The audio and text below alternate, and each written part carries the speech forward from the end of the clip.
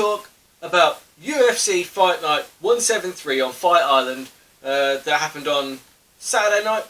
Main event was Davison Figueiredo against Joseph Benavidez. I always struggle with the new flyweight champion's name. Spoiler alert, he won.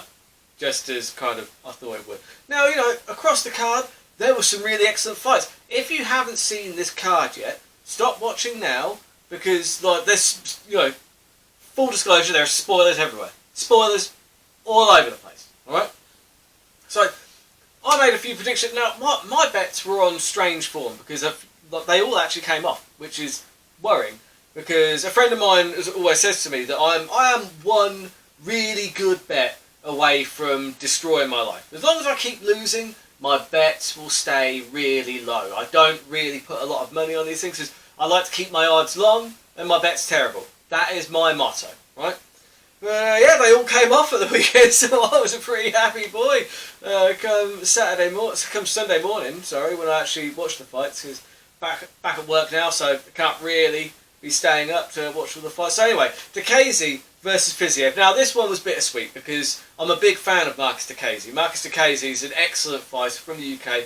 Doncaster lad is this was fight of the night. They both got a bonus for this, I believe. I believe they both got a 50 grand bonus, and rightfully so, because it was a really entertaining fight just from start to finish. But Fiziev, I did say that he was legit and that his fundamentals would cause some problems, and that is exactly what happens. His fundamental Muay Thai striking is really, really impressive. Just really impressive. That matrix dodge that he did, he's actually been doing that since the kickboxing days. That's not like an isolated thing that he just pulled off for that fight. He does that kind of thing all the time. He is an impressive specimen, and I look forward to seeing who they match him up against next. Now, he's not ranked yet, because I don't think he's fought any ranked opponents. So really, if he wants to try and start climbing the ladder, he needs a ranked opponent next. Gregor Gillespie is a very good wrestler. He's the guy who recently got knocked out by Kevin Lee in that matchup, where Kevin Lee just looked a bit too big for him, I thought. And yeah, Gregor Gillespie though, his wrestling credentials are out of this world. He is an excellent wrestler. Now, I'd like to see how Fiziev does against an elite level wrestler. Gregor Gillespie, currently ranked 12, coming off a loss, needs to be matched up. Stick him in against Fiziev. Fiziev will either sink or swim. He'll either swim and he gets a number next to his name, or you get Gregor Gillespie back in the win column and he can go back on another winning streak. It is a win-win situation. Matchmakers, make it happen. Then we had Hermansson against Gastelum. Now again, I wasn't as surprised by this one, because when I made the bet on Hermansson by submission, I did say that's not actually that terrible of a bet. Got 7-1 on it, which is pretty nice. Because, Hermansson's grappling is ridiculously good. Ridiculously good. A few people mentioned they thought that he might have trouble getting Gastelum to the ground, but that wasn't the case. Again, he got in there, he got the trip, and it was in the scramble that he managed to catch the leg lock and managed to get the heel hook. It was in round 1, so they weren't slippery enough yet for Gastelum to escape. Job done. Another submission win for Jack Hermansson. Very impressive. He should definitely get the winner, the loser of Till versus Whittaker that's coming up this weekend.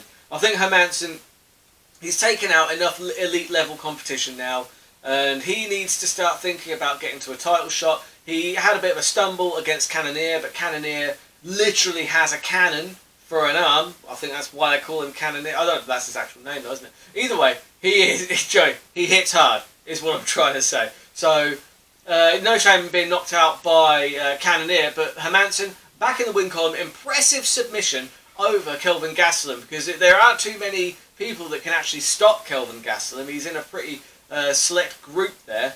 And yeah, so I'd like to see him take on the loser of Whittaker Till this weekend.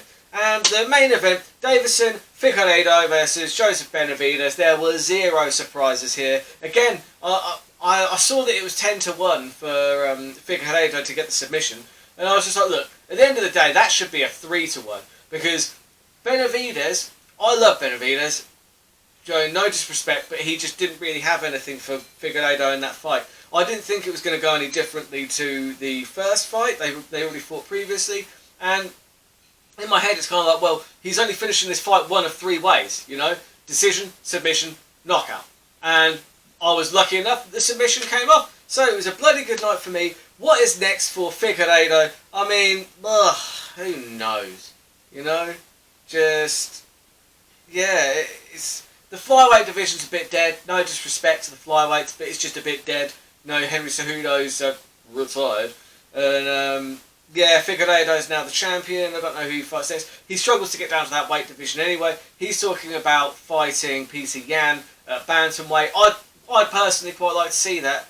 I'm not sure about the flyweights. Doesn't seem to be... I mean, Jute Formega, maybe? I don't know. For me, that division is not as stacked as it once was. You know, Mighty Mouse was the king for a long time.